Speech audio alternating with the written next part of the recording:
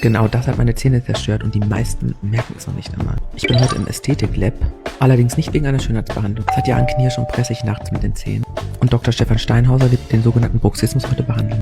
Ihr erinnert euch sicher daran, dass das der Grund ist, warum meine Zähne so angeschlagen sind. Zuerst gab es eine ausführliche Konsultation und dann gab es auch schon auf jeder Seite der Kaumuskulatur etwas Botox. Bei mir wurde Beaucouture verwendet.